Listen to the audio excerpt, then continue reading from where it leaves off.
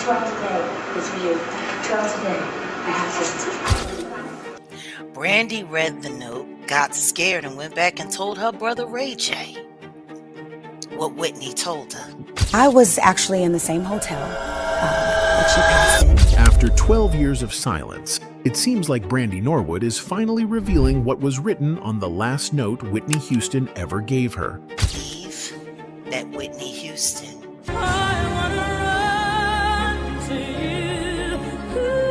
Figured out they were trying to kill her. And the timing couldn't be more suspicious. Not even when rumors exploded about Whitney's final days. The substance use, the shady parties, and the powerful men behind the scenes. I can believe what you feel. I can believe that. But do you really know? Now, with Diddy's trial exposing some of those very same industry figures, and Clive Davis's name floating back into the headlines. So, what is she actually talking about? Let's get into it. Whitney Houston, a name that means pure talent and legendary success, shocked the world when she passed away on February 11th, 2012. But here's the question: did she see it coming? It turns out Brandy might have the answer. And we were all getting ready for the the Grammy party, yes. And I was in my room getting... Just a few hours before Whitney died, she handed Brandy a note. For years, no one knew what was in it. People only knew that Brandy looked shocked when she got it, but she never told anyone what Whitney wrote. Until now, Brandy has finally revealed what was in that note. And what it says? It could change how we see Whitney's final hours. Whitney's last moments showed signs of someone who was tired. Not just physically, but emotionally. It felt like a silent cry for help. But the big question is, what was she so tired of? And why did she choose Brandy right before her death to give that final message to? Clive Davis, the legendary music producer who discovered Whitney Houston and helped make her a star, was at the same pre-Grammy event the night she died. Over the years, people have wondered about their relationship and whether Clive's constant push for success added pressure on Whitney. She would go ahead and do it. She was having difficulty stopping. We all know about Whitney's struggles with addiction and the stress that came with fame. But could there be more to the story? Some believe that the note Whitney gave to Brandy means she knew something was about to happen. There are even theories out there suggesting something darker, maybe even foul play, and they point fingers at the people closest to her, including Clive Davis. So, what really happened to Whitney Houston? Let's break it down. After her death, new details came out that shocked the music industry, especially when it came to Clive Davis and what he might have gained from Whitney's passing. That's when people started talking about something called the death clause. This clause, also known as a non-performance clause, is a part of certain music contracts. It's kept very quiet, and for good reason. It basically says that if an artist dies, the label can still make money from their name, their music, and anything tied to them. Sometimes even more than when they were alive. It's a disturbing idea, and when people started connecting the dots between Whitney's death, that note to Brandy, and the money machine behind her, the questions got louder. Even when an artist dies suddenly, record labels still find a way to make money, and that's where things start to feel really shady. There's something called a death clause in some contracts, and while most fans have never heard of it, it allows record labels to not only get back the money they invested in the artist, but also keep making a huge profit off their name, music, and legacy. Basically, it works like this. The label takes out a massive insurance policy based on what they expect the artist would have earned in the future. So if the artist dies, the company cashes in, big time. It's a cold, calculated system, and in a twisted way, it means record labels benefit both when the artist is alive and when they're gone. The roots of this death clause go way back to a time when the music industry was run by people behind closed doors. Shadowy figures with too much power and no accountability. It almost sounds like something out of a dark movie. But this clause was designed carefully to make sure that no matter what happens, even if tragedy strikes, the label always wins. And for some people, that's exactly why Whitney's death doesn't sit right. At its heart, the death clause is a grim concept. It basically turns an artist who's struggling, maybe not performing or unable to pay back what the label spent on them, into an even more valuable asset after they die. That might sound twisted, but it's real. And over the years, this clause has only gotten more extreme. What used to involve thousands of dollars can now be worth millions, even billions. Why? Because labels pour massive amounts of money into promoting artists, and these insurance policies are designed to protect those investments if anything goes wrong, including if the artist dies. So, when fans started learning about this clause, the conversation around Whitney Houston's death shifted again. People began asking, how deep was Clive Davis's involvement in all this? Clive wasn't just any producer, he was the powerhouse behind Whitney's rise. He shaped her career. He built her image. But now, some are wondering, did he also benefit from her tragic end? There's no hard proof linking Clive Davis directly to any shady use of the death clause. But the questions won't go away. In fact, more artists and insiders are starting to speak up, and the stories don't look good. One of the most vocal critics is Jaguar Wright. In a recent interview, she claimed Clive knew he was losing control over Whitney and pushed for a risky comeback in 2009. Jaguar Wright also shared her own theory about how Whitney Houston really died. In a video going around online, she talks about what she believes happened that night, and it's very different from the official story. She said Whitney had discovered something serious, something dangerous.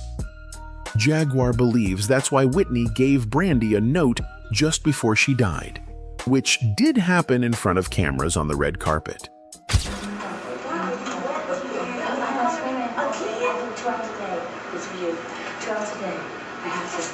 Jaguar claims that the note had important information about what Whitney had found out. She also says that after Brandy read it, she got scared. Brandy read the note, got scared, and went back and told her brother Ray J. Jaguar went on to say that after Brandy read the note, she told her brother Ray J, who was rumored to be dating Whitney at the time. According to Jaguar, Ray J then passed that information on to Diddy. From there, Diddy supposedly took what he learned to music executive Clive Davis. But it doesn't stop there. Jaguar claims things took a dark turn. She says Diddy told Ray J to go into Whitney's hotel room and help her relax.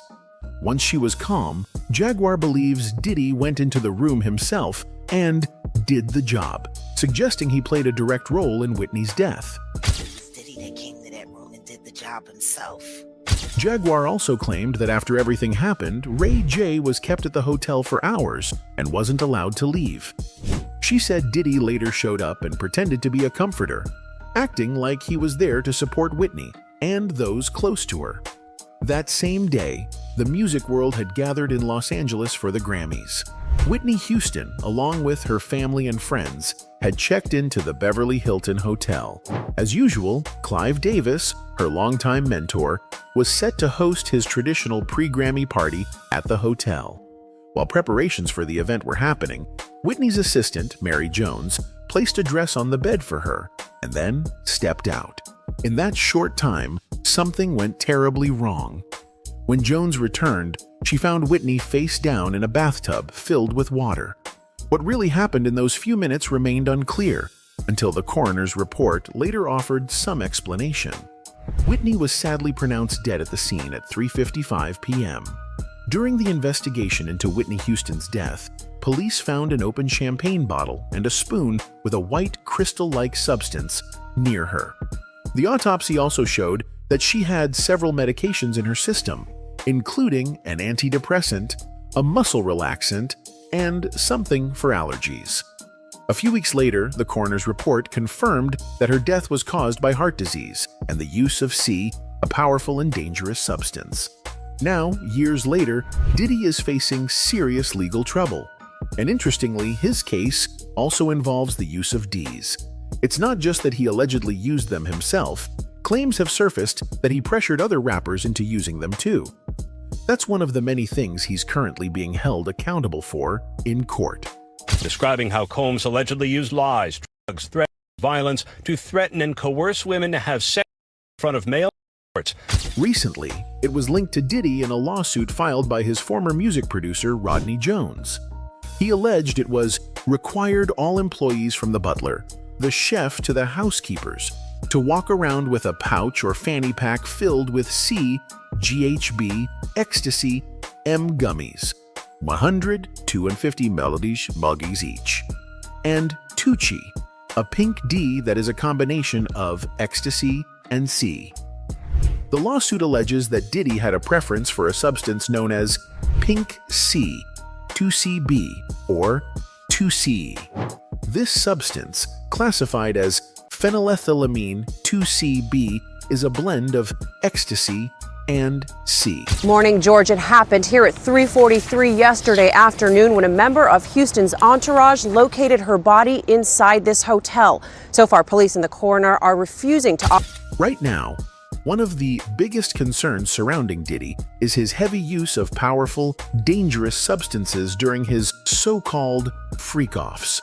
As more details come out, things are starting to make sense for a lot of people, especially when it comes to what may have gone on behind closed doors and in those separate bedrooms. The disturbing truth might be that these substances played a key role. Jaguar Wright has been one of the loudest voices on this. She openly claimed that Diddy likely used this type of D, especially considering the stories shared by his alleged victims. According to her, the D is so strong it can completely numb a person, both physically and mentally. That's why she believes so many of his victims can't clearly remember what happened to them. I've been saying it. Yeah. How many times I got these is wild. Now, with everything coming to light, people are starting to question the long-standing relationship between Clive Davis and Diddy. The two have been close for decades, and many believe they share the same dark desires, including their connection to the use of Ds. That's where the theories start to get even more disturbing. Some suggest it's possible that Clive, with Diddy's help, may have played a role in getting Whitney addicted.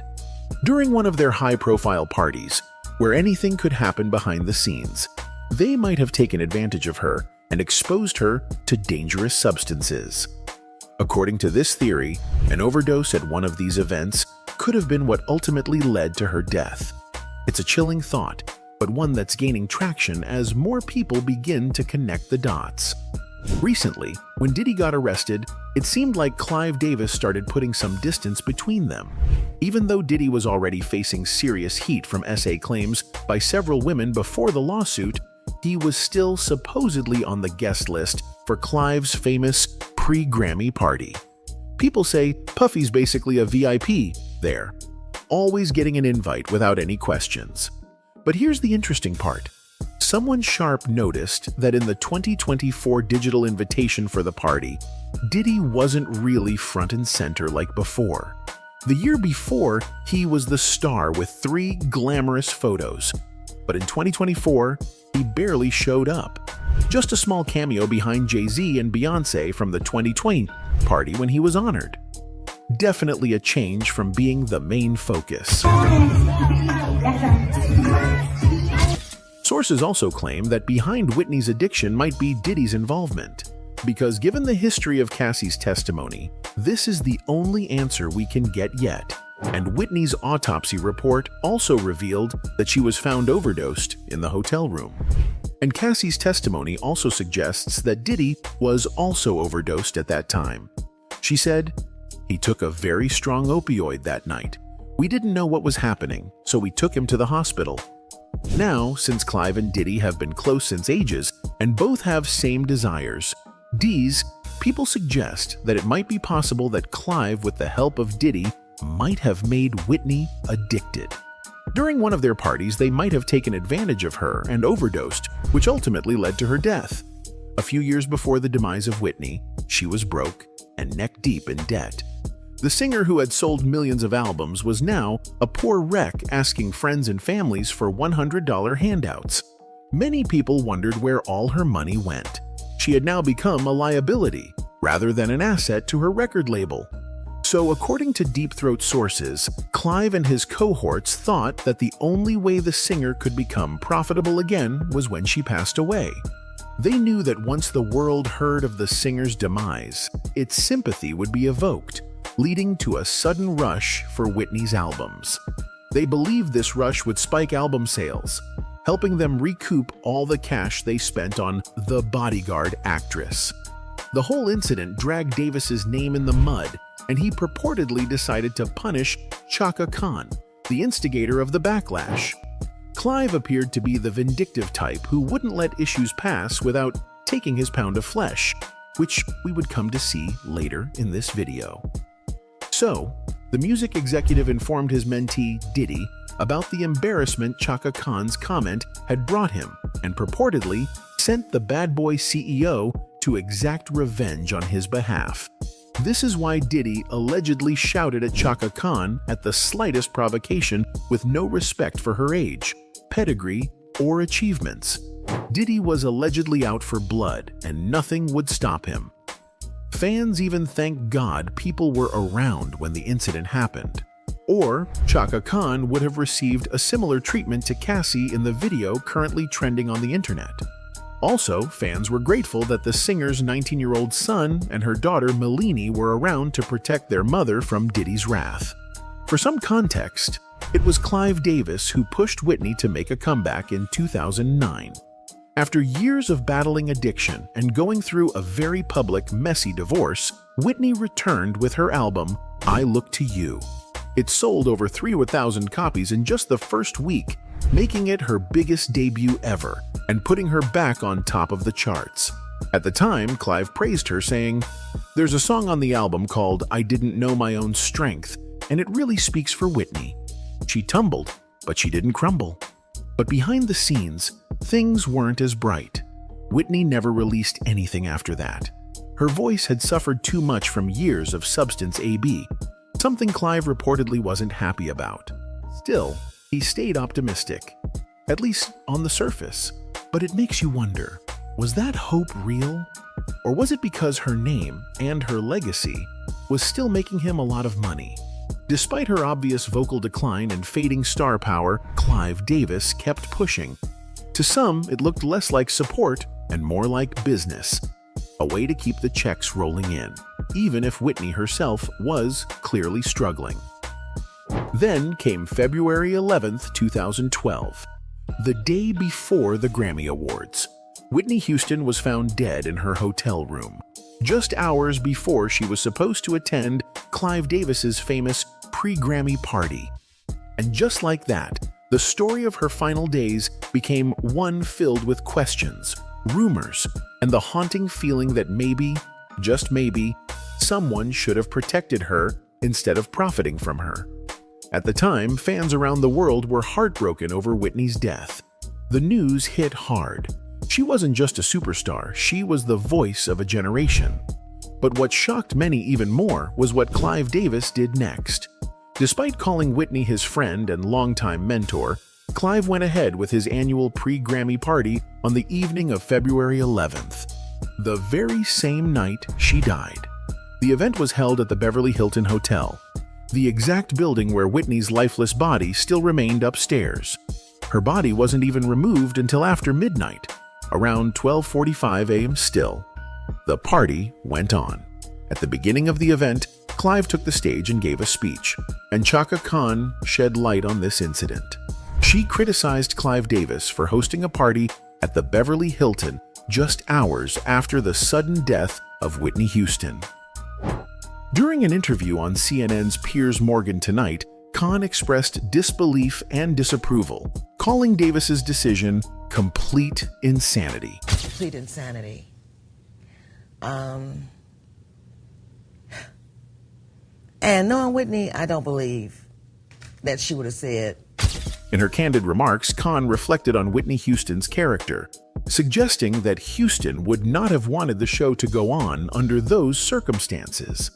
Khan's critique highlighted the insensitivity of hosting such an event in the same building where Houston had passed away. especially considering the profound impact Davis had on Houston's life and career. It must go on. She was the kind of woman that was stop everything. I'm not going to be there. But her death even took a serious note when Diddy's trial started. Cassie just wrapped up 2 intense days of emotional testimony in court, detailing the physical S and psychological A she says she endured from Diddy. Things got even more heated during cross-examination when Diddy's lawyer, Anna Estevao, tried to shift the narrative. Estevao brought up a moment from February 2012, claiming Diddy overdosed on painkillers. She asked Cassie if she remembered that, and Cassie said, yeah. She placed it right around the time Whitney Houston passed away. Questioning about Combs' drug habits, if he was a high-functioning addict. When asked what Combs was addicted to, Ventura's response was success. Cassie said they had one of those wild freak-offs that night, which included a trip to a S Club in San Bernardino. Later, Diddy apparently threw a party at the Playboy Mansion, but Cassie said she didn't stick around. She just went home. But that's what caught netizens' attention, and they apparently found a lead to connect dots, which ultimately concluded that Diddy and Clive Davis both may have orchestrated Whitney's death. That's it for today. See you in the next video. Until then, goodbye.